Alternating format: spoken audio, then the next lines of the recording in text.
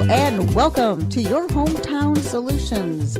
I'm your host, Jean Newell, and we're here to talk about real estate. We cover everything from foreclosures to feng shui. In the studios with me today is my co-host, Jonathan Lack, who always wears three hats. It almost rhymes, Jonathan Lack wearing three hats. He is the owner-broker of Waterview Realty, and he's the owner of Waterview Title Services in Melbourne Beach, as well as, that's actually in Indian Atlantic, as well as owner of Lack & Lack Chartered Attorneys at Law, specializing in real estate. Well, thanks Did for I say having that me. correctly, Yeah, everything? Good enough. Good enough? You got it covered. Well, and yeah. I want to wish you and everybody a Happy New Year. Well, thank you.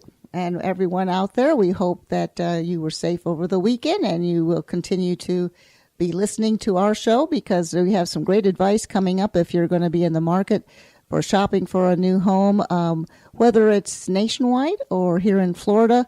We want to make sure that you have good information. And, of course, state by state, things do change. But we have a lot of people coming into town in January, February, and March, and to the Space Coast area, which is on the east coast of Florida for the nationwide.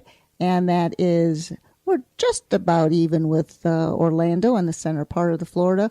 We cover everything from Titusville down to Palm Bay, and we have other cities in between: Satellite Beach, Indian Atlantic, Melbourne Beach, Melbourne, Cocoa Beach. What have I forgotten?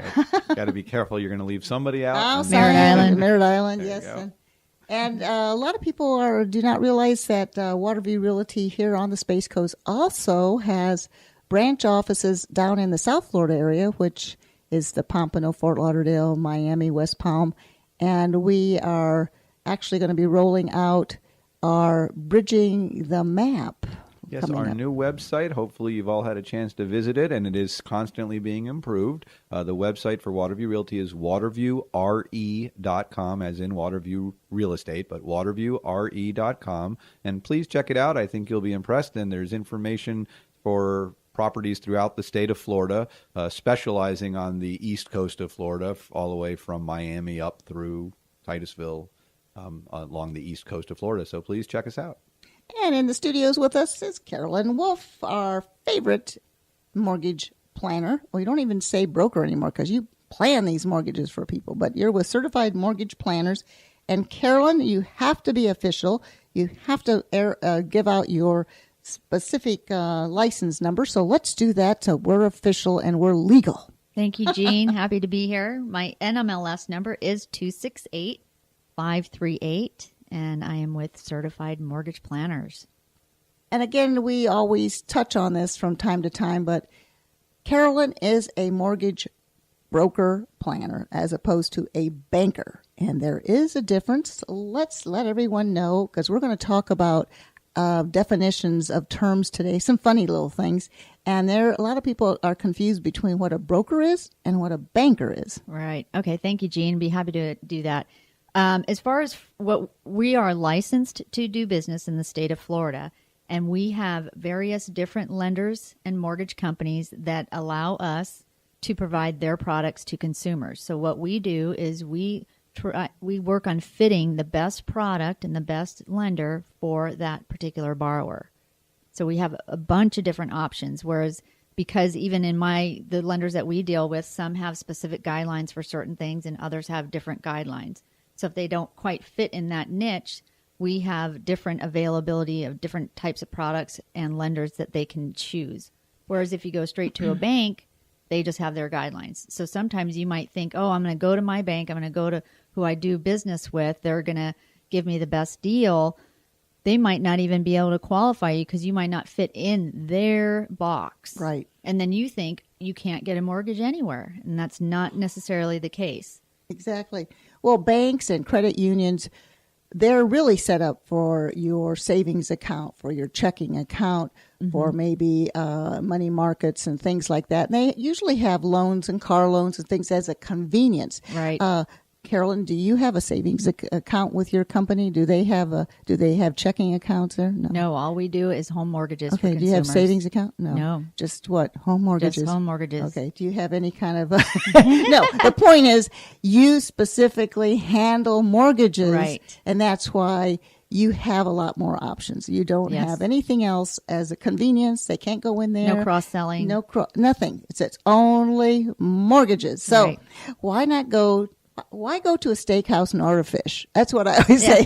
So we're going to have steak at the steakhouse. This is the mortgage planner of the future. This is what you have to really, because there's a lot more to getting a mortgage than it's filling out an application.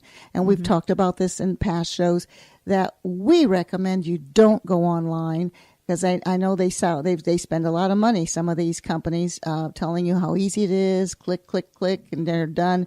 No, it's not like that. And you might be clicking and not getting what you should be answering the proper way. Exactly. So, Carolyn Wolfe, I'm going to give out your email, and we want to make sure that everyone has that. It's Carolyn, Carolyn, Carolyn at FloridaLendingPro.com.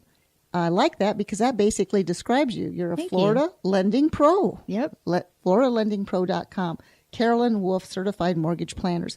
So we're going to talk about what people should be doing on mortgages, but we thought we'd make it a little bit of a lighter show today and talk about definitions for words and how we confuse each other, especially because we'll be seeing a lot of the northern buyers coming down. They like to, look at real estate. I find that March and April seem to be the big months because people have been down here for a few months and they make that decision. Hey, before we go back home, let's buy our dream home, and then next year we can come into it and we're all set. But just like anything else, we have a communication problem. It seems like we pronounce words differently. We have different definitions, and this is something neither one of you, Jonathan or Carolyn, are aware of. But Dun, dun, dun. dun, da, da, da, I heard this on a show recently. What do you call the white shoes that you wear? Are they sneakers or tennis shoes? I go with sneakers. I say tennis shoes. See, there we go. And where are you from? Hawaii. Okay. There we go. Oh, we're So going you to don't have call them flops? Well, we call flip-flop slippers. Slippers. Flip-flops are... See, we're getting off track I already. know. We I are. mean, Flip-flops. what's the answer? Well, there's no really correct answer. We're just- Clearly, so sneakers. I want to know who's right. flip-flops, we used to call them in South Florida Zories. Yes, I've heard of the Zories too. in Hawaii. Zories, and then there's another word for them. I know my soccer playing friends and children and such call them slides, which I guess are different than flip flops because They're the ones you they're say. the ones they you don't have slide the- your feet into instead Right. of your toe goes between. Right. But But you could slide in between too. Yeah, I'm a flip flop fan personally. flip-flop. Say that fast 3 times. Yes. Flip-flop fan. Oh, I can't even say it myself. So if you're standing outside a theater to buy tickets, are you in line or online? In line. Yeah, I'm going to go with inline as well. Yes. There are people... I buy my tickets online. Yeah. Yes, you and can then buy them I online. stand in line to pick them up. Correct. I always say in line, but they showed an area map of the United States, and there's certain parts that say they're online instead of in line. Ah. Because it's I get online to buy tickets. Yeah. Online That- to buy tickets. in person, you wouldn't think that. Okay, here's the real challenging one. Is it caramel or caramel? I say caramel. Yeah, I hate that one. I think I say caramel. Caramel. Yeah, Is I it think that's the one I caramel, go with. caramel, or caramel? Yes, Yeah. I know. That's one of those. Is it pecan, or pecan? I say pecan. You see, now you're Or making sometimes me I think. say pecan. You should have asked It me what the depends. nut was, and I would have said Pecan. pecans. Pecan. Pecans. Pecan. See, now I don't even know what I I, know. say. Pecan. That's what I'm going with. Depends on the day. Well, which brings kind of an interesting story, and I'm hoping that you'll think of Tomato, something like this as tomato. well. When we first moved to South Florida, that was a mecca. Everyone came from various states. It Yep. wasn't like there was just 1 or 2 states. And my family's from the Midwest, and we have our own unique things that we say that I've tried to correct over the years. But I was in the 4th grade, and I came. My neighbors were from, I was always saying wash. I'm going to go wash my clothes. I had an R in there somehow. And my mother always said crick for creek. And so my friends in the back were from Georgia, and they were always fixing to go off. That was their favorite expression. But my fourth grade teacher was from Alabama, so we were making ceramics. And we were making ashtrays at the time, which tells you a little bit about our society. Even the kids were making ashtrays. So it's funny. I know. I know. I came home, and my mother wanted to show an interest in this ashtray. So she says, well, tell me, how did you make this? And I told her we had the clay, and then we put the paint on it, the glaze on it. And then my Alabama teacher was telling us the next step. So she says, then what did you do with it? My mother says, and I said, well, we put it in the oven and we fired it. She goes, you did what to it? I said, we fired it. She goes, how do you spell that? I said, I don't know. But my Alabama teacher was firing things, not firing things. So it's funny how you pick things up when you're in school, and that's the way you say it the rest of your life. So yeah.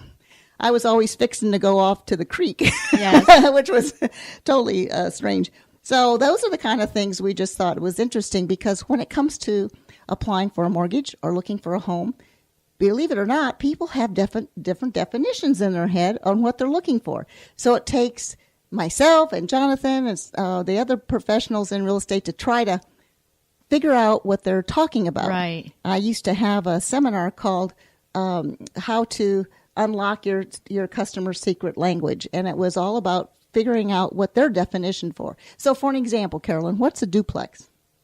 A duplex is a building that is 2 units together combined. Would it normally be single story? I don't think so. It would be a 2-story normally. See, yeah, I'm going single story. Yeah.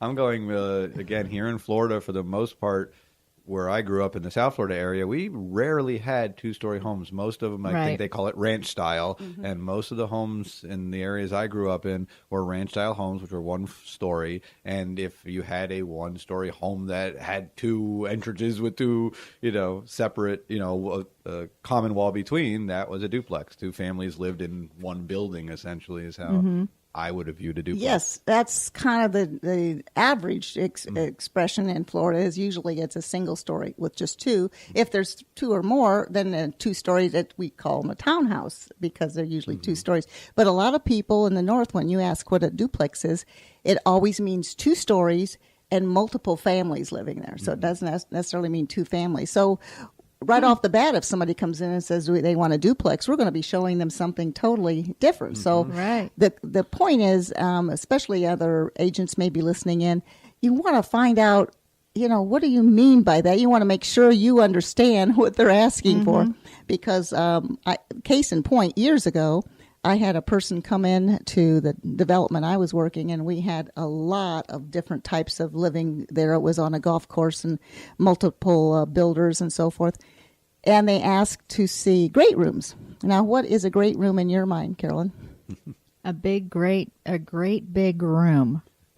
Or is it, I think it's more kind of like the living room entrance, or? Again, I'm going to go with, I'll chime in and could be wrong as well.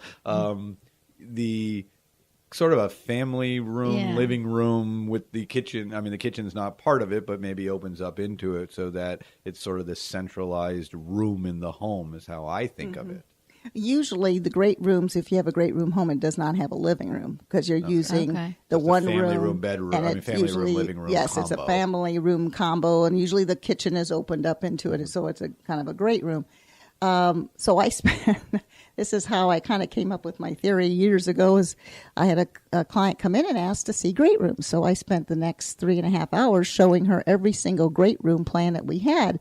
And every time she'd go, no, I don't like this house. And instead of asking her on the first one or second one, what is it about this house that you don't like, which I've learned to do now, I just continued to show her great rooms. And finally, after 3.5 hours, I thought I've run out of inventory, but I'm going to show her a typical split plan where you have the living room, the family room, and the split bedrooms, and tell her that this is a builder who can build you a great room. So I was just showing her a house, giving her an idea of what the quality would be. So we walk into the front door and we see the living room to the right, and then we go into the master bedroom to the right, and then we come back and go through the kitchen, and now we're into the family room.